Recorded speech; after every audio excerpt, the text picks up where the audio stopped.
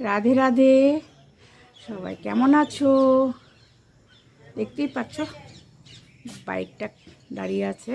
আমরা এখন ইউনিট যাব। আজকে বৃহস্পতিবার, তো সকাল থেকে আজকে ভিডিও করিনি, এখন থেকে শুরু করলাম। এখন থেকে এরপর কি কি করছি কি সবটাই তোমরা সাথে থেকো।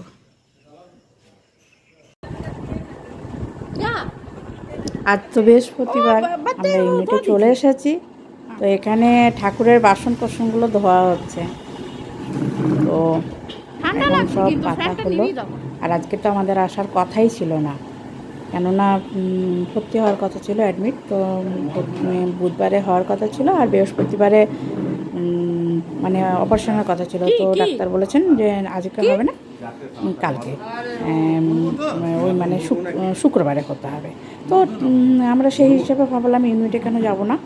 তো আমরা চলে এসেছি যথারীতি ইউনিটে, কারণ এখনও তো মানে একটুও ফাঁকি মারলে চলবে না। কারণ আমরা এই বাল বিকাশ শিবিরে যাব, তারপর বাল বিকাশ ইউথ উত্থানে যাব, প্লাস আবার জানুয়ারি মাসে আমাদের জগৎগুরু সাধনা শিবির থাকে।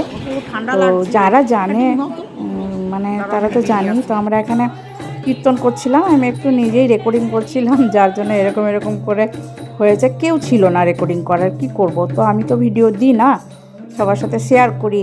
তো যার জন্য যেমন পেরেছি আজকে ভিডিওটা করেছি। আর আমার হরিগুরু মানে সবসময় তো সাথে থাকে। গুরু ছাড়া আমরা কিছু বুঝি না। গুরুই আমাদেরকে ভালোবাসতে শিখিয়েছে, ভগবানকে, রাধাকৃষ্ণকে ভালোবাসতে কে শিখিয়েছে? আমাদের ভগবান। মানে আমার ভগবান হচ্ছেন আমার গুরুদেব। তো গুরুদেব শিখিয়েছেন। তো সবার গুরু সবার ভগবান, এবং সবার গুরুকে বলি আমি বারবার প্রতিটা ভিডিওতে যে আমি প্রণাম করি, শ্রদ্ধা জানাই।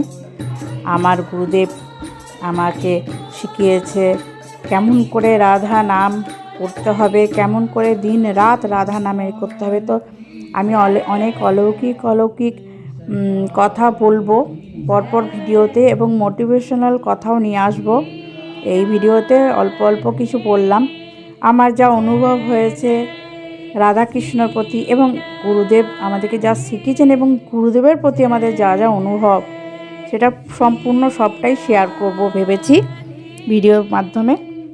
যেহেতু আমি সব রকম ব্লগ করি, আমি শুধু স্পিরিচুয়াল করি তা নয়, আমি কোথাও গেলেও করি, আবার মোটিভেশনালও করি।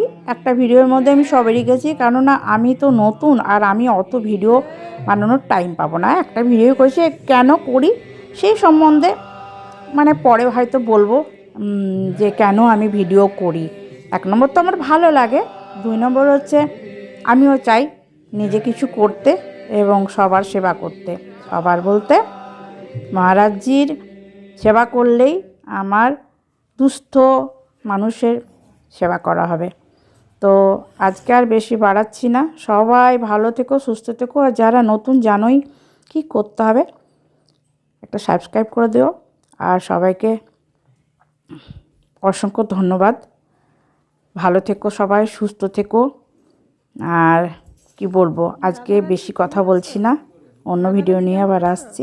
রাধে রাধে, ভালো থেকো সবাই, রাধে রাধে।